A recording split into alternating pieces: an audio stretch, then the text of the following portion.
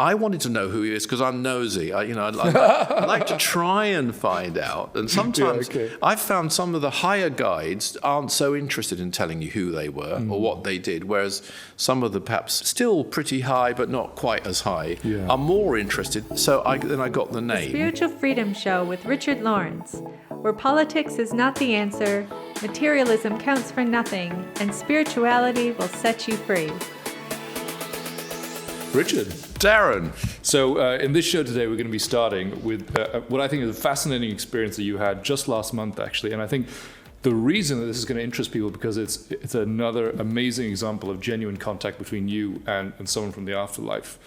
But I think more importantly, though, what I wanted to focus on with this show was what we have in store for people is how it can help them, how it can be useful to people perhaps who have been contacted by a guide, perhaps a relative even, and what that means, what they can do with that contact, and perhaps even for people wondering about, if they haven't been contacted before, what that might be like and what would they do with that contact as well. Absolutely, because I was amazed. I used to do a lot of phone-ins, radio phone-ins all over Britain actually and abroad.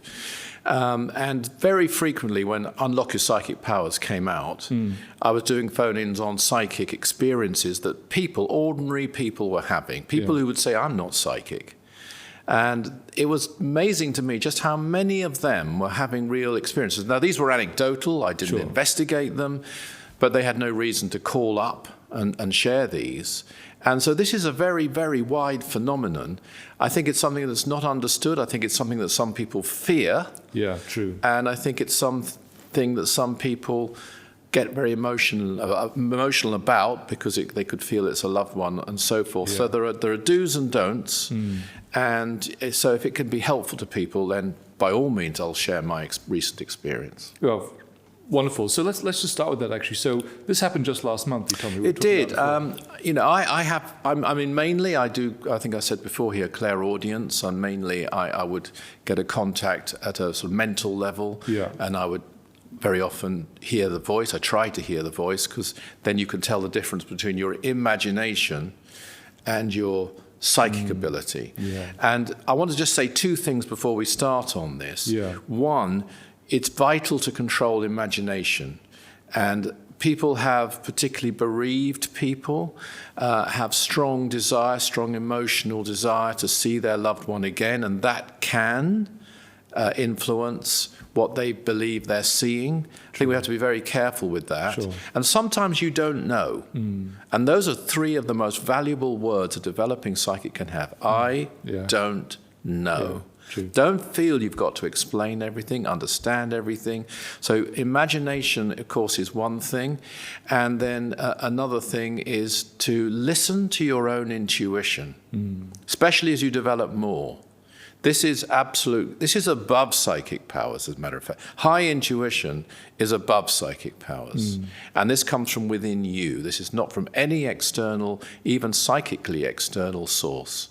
This is from within you, and always listen to that inner voice. I made that mistake myself when I was first developing. I was helped greatly by Dr. George King to put me onto the straight and narrow in that regard. And I would pass that on to everyone. So those are the two things. Imagination, uncontrolled imagination. In the most acute cases, you get schizophrenic or people with mental health issues who believe they're hearing voices and they aren't, actually. So that's the extreme example of it. So you've got to be very discriminating, be willing to say, I don't know, and always listen to your own inner voice, quite apart from whatever you're receiving, and be guided by that. Yeah, those are two bits of fantastic advice. So coming on to your recent experience then, because I wanted to bring this out because I think it really helps people to realize that these things are true, because some of the details that you got of this person, which you hadn't even heard before, were, are incredible. Well, that's the thing I like most, because I think, as far as I can tell, I'm extremely unusual in one respect, which is the wide variety of contacts that I've had from different sources. Very often just once and never again. And it's nothing, I don't think it's any credit or anything to do with me personally. I think it's because of Dr. George King and the Aetherius Society.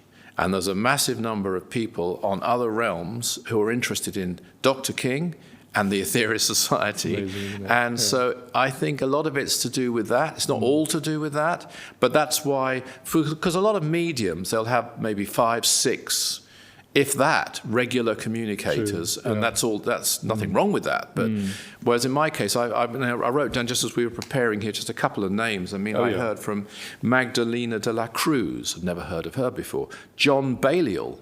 I didn't know who he was. I heard of Balliol College, Oxford, which he apparently founded. I see. But I didn't know so these about are him. Historical figures. These are people, and I go and look them up. Okay. So yeah. This one was very interesting to me. Nigel de Longchamp, who lived in, I think it's the 11th century. Okay.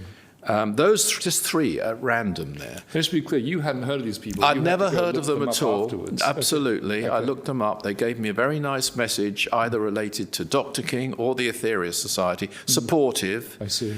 And then they were gone. And I think they wanted to do that.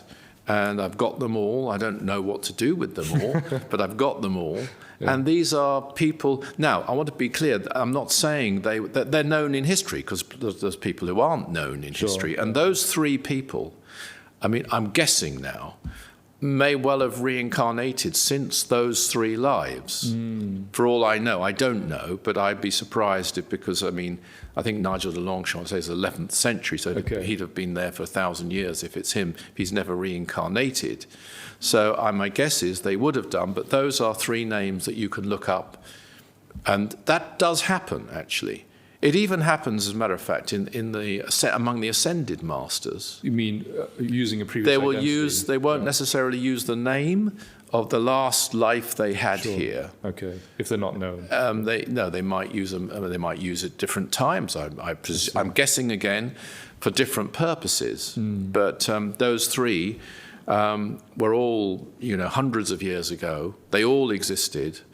They all had interesting lives when I looked them up. Yeah. And they all gave me messages. So it's unusual. And the one we're going to talk about here, again, I'd never heard of at all.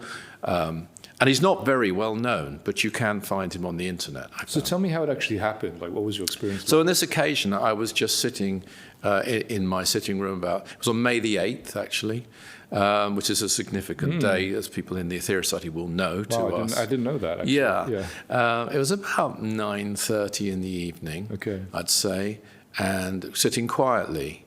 And my wife Alison was there at home. And just became aware of a presence, and I was quite relaxed, and was able to see. I mean, I'd actually done a recording earlier that day of an extremely elevated topic.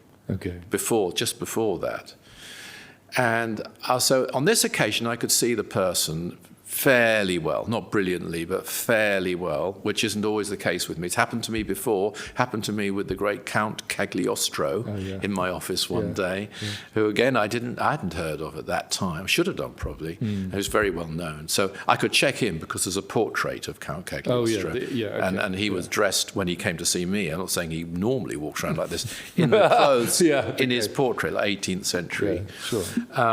But on this occasion, it was a person who came. I didn't know their name. He wasn't wanting to talk, really, I didn't feel, or he was quite, in a very good way, because the vibration was wonderful, but quite blunt other than that, or brusque, you might say. I didn't know where he came from. It looked to me that he came from Tibet or the Himalayan regions, or perhaps Nepal, or that sort of thing. He was shortish. He looked to me to be in his sort of 40s, I'd say. He was wearing a grey-brown jacket and trousers. So it sounds like a suit, but it wasn't smart. It was more like working dress, you might say. I don't know whether the trousers actually went right down to the ankles or not. What he had, though, was on his back, he had a bag he was carrying, which he wanted to present to me. So it wasn't a rucksack, it was some kind of bag that he held on his back. And he put it down in front of me on the floor in my sitting room. And it was in it I could see scrolls bound up. And I looked at him, and then A message was then given to me, but I don't think it was by him. I think he was a messenger, an emissary of some kind. Okay. And the message was quite personal to me and significant to me, had to do with the transmission of ancient teaching.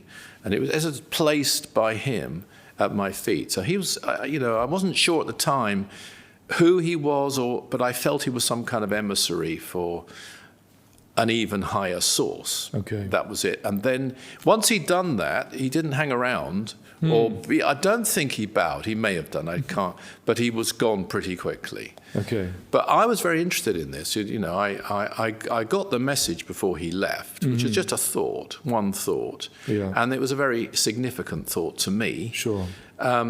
I wanted to know who he is because I'm nosy. I'd like to try and find out. And sometimes I've found some of the higher guides aren't so interested in telling you who they were or what they did, whereas some of the perhaps still pretty high but not quite as high are more interested, perhaps because they've got to get something off their chest. They want to correct something or this sort of thing. Okay.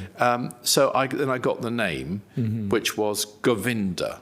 Okay. And I was looking it up the next day, and it didn't seem to fit at all because Govinda is associated with the Hindu faith, it's associated with the avatars, with Krishna, and so on.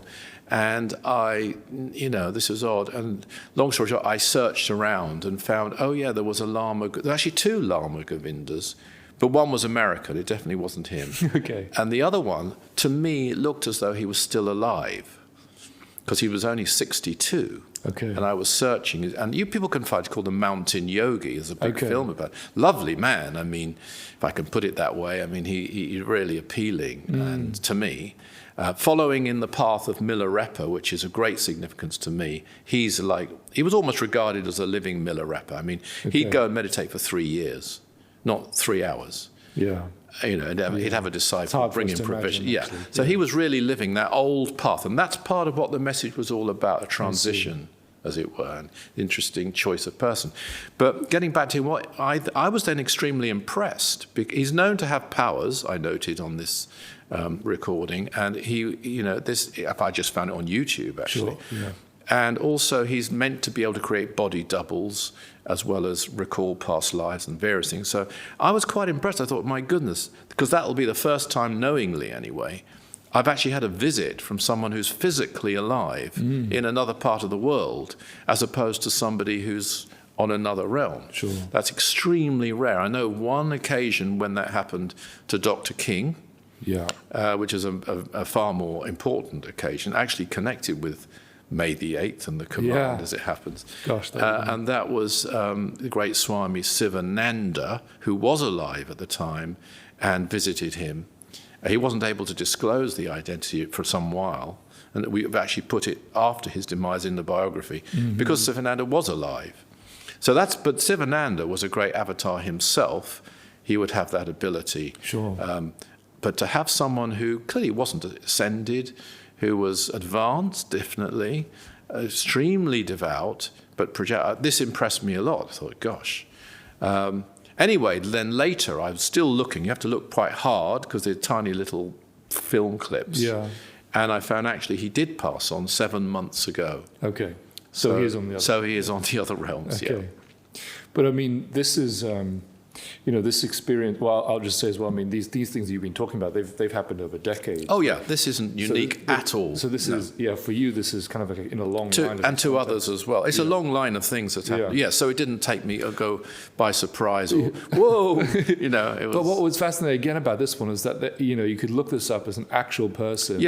Existed. Who matched the look of the... Yeah, now what I would say, when I saw the film, of course, and where I was slightly conflicted when I thought he was alive, was that he looked in his 40s, roughly. And in the film, of course, he looks older. I could recognize him. I recognized the face. I see. It was that clear, but it was an older face. Now, often when you pass on, you then do rejuvenate in your appearance. Yeah, so, I think people who may have had these types of experiences may, that may resonate with them as well. Yeah. But, just broadening this out a bit more, I mean, is this kind of experience typical? I mean, what might be the range of experiences that people may have, when they're contacted by somebody like this? Well, I have spent a long time training, like decades.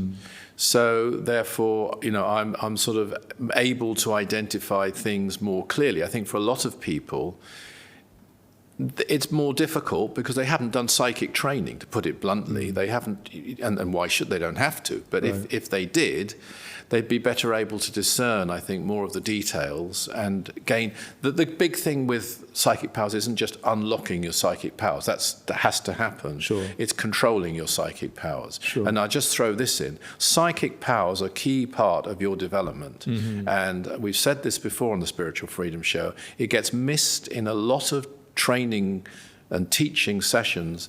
It's a stage you have to go through to get to the higher stages.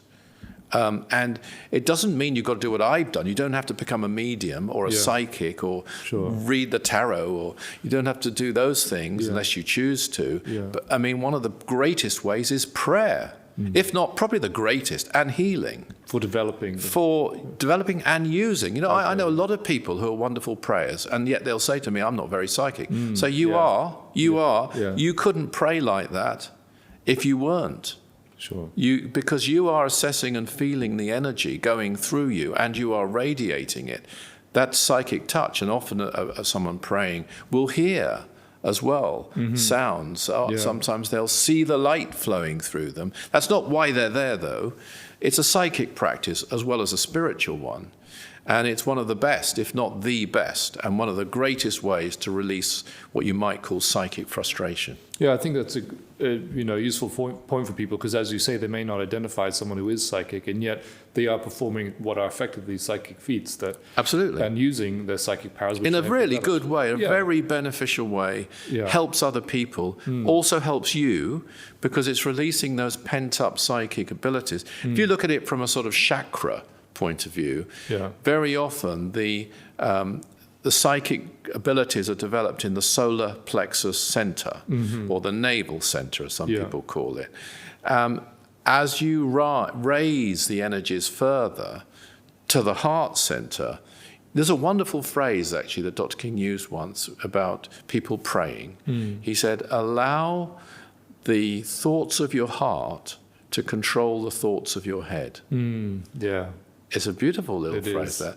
And very often, when you raise higher, even partially, not entirely, and you might not be consciously raising Kundalini, I'm not suggesting you need to do that, but it'll happen anyway, then you'll start to control those psychic powers with something even greater, which ultimately is love energy. Yeah, no, that's beautiful. I think a great thought for people to keep in mind. Let me just take us back to people who've either had experience of guides or wondering what to do if they were contacted by a guide. And I know there's different types of contacts that people might have as well. Maybe you can talk a little bit. When I wrote God's Guides and Guardian Angels with Mark Bennett, we broke it down into 3 categories, which I think are helpful. Now, these words are used differently by different people in different contexts, but I think it's very helpful to see the gradations, you might say, of contact. So a guardian angel to us, as per that book, would be somebody broadly that was a relative, a friend, someone you might have not known in this life but have known in a past life. So in other words, somebody who has a personal interest in you that's trying to help you now. And I have tremendous sympathy, empathy, respect for good guides or good guardian angels. We need a good guide, because they have a very frustrating task too, because they're trying to help people who don't even believe in them often. And it must be very frustrating. But still, they might be getting some guidance through, even if there is disbelief. People just don't think it's them. So there's all these various grades. Now, that's the guardian angel. One step above that, to me, are people who aren't so... They might be personally connected to you, and they might not. And I've mentioned 3 people I've no connection with, that I know of anyway, at all, and never even heard of. Those people are interested in you because of what you are doing. They are interested in your work, which might be teaching, might be healing, might not be your job. It might be something you're doing voluntarily. But that's the thing that is drawing them to you. And those people, we call those guides. They will help you in that way. to carry out your mission in life, as it were. Okay. But they aren't still at the highest level, but they're on a higher level probably than you are. Certainly they're in a higher place than we are at the moment on the physical realm. Yeah, okay, yeah. And then above that are the gods. So those would be, now people do have visions of Jesus. They do have visions of other great intelligences. Yeah. And, you know, of Shiva, or of Vishnu, of whatever it might be. Those are often presences of that intelligence. Because when you really get into a great teacher and really start to try and live their teaching and try and support their work and try and promote their work to others, you're creating a link with that teacher who might be a Jesus, might be the Lord Buddha, might be Dr. George King. I've had a number of members of the public, when I've given talks and presentations, who've never seen a picture of Dr. King, who've seen, I mean, more than one person, they've seen him behind me when I've been giving that presentation. Later, when they see his picture, they say, well, that's the person who was standing behind you. Yeah. And these, again, these aren't psychics. They're just people at an event. Yeah. So those are the three things: gods, guides, and guardian angels. No, that's a really helpful categorization, actually. But I think, you know, with that in mind, then the question is, if someone, maybe a guide or a guardian angel were to contact you, or in some way, I mean, how do you determine, you know, whether you need to, want to, or should, you know, encourage that contact? Very important question. I mean, that's why I come back to intuition. Follow your intuition. Be guided by your inner voice. And sometimes you won't want to. Sometimes you shouldn't. And some of the techniques people use are not appropriate at all for, you know, contacting guides, such as, you know, the Ouija board. Oh, I see. Isn't used so much now, I don't think. But it, you know, it can be a fun thing for some people, but it can go badly wrong. I know of cases where a house has burnt down after people have used an Ouija board, going way back. I mean, it's because you can open a link that gives more power to certain forces that you don't really want around you to come through. So this is why you've got to, I don't want to alarm anybody, but unfortunately not. I've mentioned gods and guides and guardian angels. I haven't mentioned interfering forces as well. Now, hopefully most people won't have that problem, but I've done one or two exorcisms over the years. They haven't always been what you might expect them to be, by the way, the exorcisms. I've been surprised on 2 occasions when I did exorcisms to find the entities that I was trying to deal with weren't actually malevolent. They were misguided. Okay. And they're quite interesting stories. Okay. I must say. Those are 2 stories I'd love to pick your brain on another show, because I think they'd be very interesting for people. I have a vague recollection of a couple of those. But you know, so keep the intuition alive. If you don't feel good, if you don't feel right, don't pursue it. You're in control. If any guide wants to control you, they are not a good guide. I see. I mean, they wouldn't want to if they were good. They offer themselves to help, to assist. And it's for you to determine if you're able to. Usually for most people it doesn't really quite happen like that, because most people, as I say, they're not developed psychics. So something pops into their head. They hear a voice. They smell a smell. I mean, they smell very often. And when I did these phone-ins, I had hundreds of calls over the years. People would smell an aroma, a particular tobacco, a particular perfume that was connected to a loved one. And that was all. But that was enough. It brought them consolation. Because bear in mind, a lot of people have gone around saying there's no such thing as life after death. Totally. And then they die. Yes. And they find there is. They want to put that right. They find there is. Yes, exactly. No, that's fascinating. So it's like they make that contact almost to make that point with whoever's left from their relatives. Well, I think it's fantastic advice. You know, there's 3 categories I think are very helpful: the gods, guides, and guardian angels. And you know, most of all, what you've said there about listening to your intuition, and that you have a choice, and that you're in control about, you know, that whatever contact you might have. Indeed. And I think, you know, the last point I'll end on is that it seems like what you're saying is that one of the most important contacts we can have beyond, you know, the consolation you can get from the bereavement from a relative is actually someone helping you in your work, your mission in life. Yeah. And that those guides, I mean, like the example you gave today, Yeah. can be very important to you in terms of, helping you either in your development or the next steps that you're taking on. And I'd like to throw one more thought in Please, before we finish, Yeah. which is you might be sitting, watching, listening to this, and saying, "Well, this never happened to me." You don't know that it's never happened to you. Sometimes a thought will pop into your head, which is an extremely valuable thought, and you don't know whether it's your intuition, whether it comes from outside of you, and in a way, it doesn't matter, as long as it's a good one and it stacks up, and you use your logic and analyze it, and if it's good, it's good. So just because you're not having contacts doesn't mean, or you think you're not having contacts, doesn't mean you're not being helped. Yeah, awesome advice as always, Richard. Thank you. Thank you. Yeah. Hey everybody, it's Darren here. Thanks for tuning into the show. Now, if you enjoyed that episode, don't forget to subscribe for more wisdom from the 9 Freedoms. If you'd like to find out more about the 9 Freedoms, about Mars Sector 6 by Dr. George King, go to our website, that's aetherius.org. Richard and I love hearing from you, receiving your comments, your questions on your spiritual experiences, and talking about them on the show. So do write to us, share them with us at spiritualfreedom@richardlawrence.co.uk. Always remember that service is the jewel in the rock of attainment. See you next time.